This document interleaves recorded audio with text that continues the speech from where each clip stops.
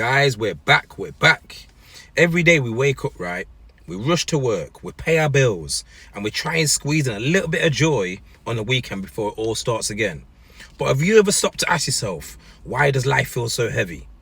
What if the stress we feel isn't just because of work, but because of what we're working for? Like, you see, we live in a world that tells us more is better.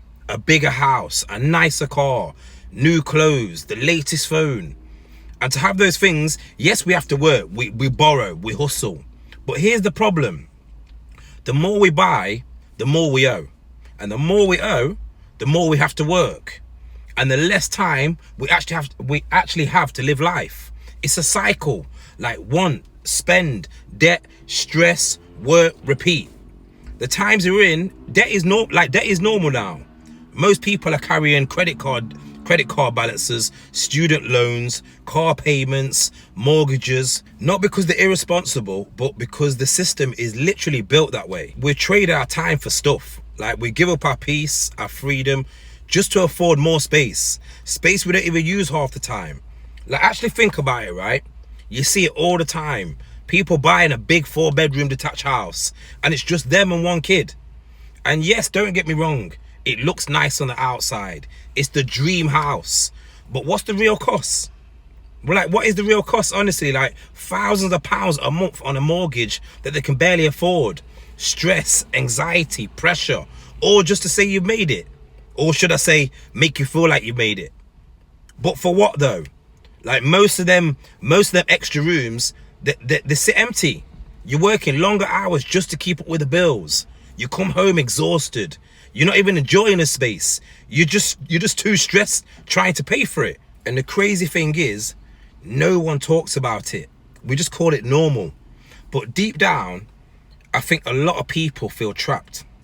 Trapped in a lifestyle that they thought would make them happy, but instead it's just making them tired. We've been sold this idea that bigger is better, and that success means more stuff, more space, more everything. But maybe what we actually want is less pressure, less debt, less pretending, and more peace, more time, and more freedom. And the thing is, I think a lot of the reason people do this, it's the pressure to look successful and keep up with the Joneses, even if deep down, like, we're feeling empty inside, because we're told that things will make us happy. I spoke on this on a video when bought everything and still unhappy, that buying something new will make us feel better, and it does for a moment. You know, like when you get that new car, it feels amazing, or the new motorbike. Like, that buzz is real. But then we adapt, we get bored, and so we chase the next hit, like any addiction really. People say that money doesn't buy happiness, and honestly, I agree to a point. Like, don't get me wrong, money matters. You need it to survive, to feel secure, to take care of the basics. And if you're struggling, getting money can absolutely change your mind, of course. Change your mind, change your life, of course. But the idea that more money makes you happier, that's an illusion. Like, you hit 50k and then you want 100.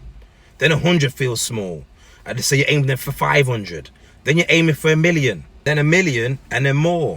Like, it never ends, because there's always a bigger number. And then by the time you reach it, you often realize it didn't bring you the joy you expected. Like, what most people are really chasing isn't money, it's purpose, it's time, it's freedom, and it's peace. And I believe it's the ability to breathe, to rest, and live life on your own terms. Consuming more and more expensive stuff will never give that to you. Like, imagine this: a smaller home but no debt, fewer things but more space, less work but more time with your kids, no flashy clothes but no anxiety. Like, this isn't a fantasy, like, it's a lifestyle. And people all over the world are choosing it. Minimalism, frugal living, downsizing. These aren't trends. It's just choosing a different path from a system that told us that we had to buy happiness. And honestly, once I realized that, it completely changed how I see life. Started tracking my spending properly. I cut out what doesn't bring me joy. I stopped buying stuff just because it's the next big thing. Like, I remember when those off-white trainers came out and everyone was going mad.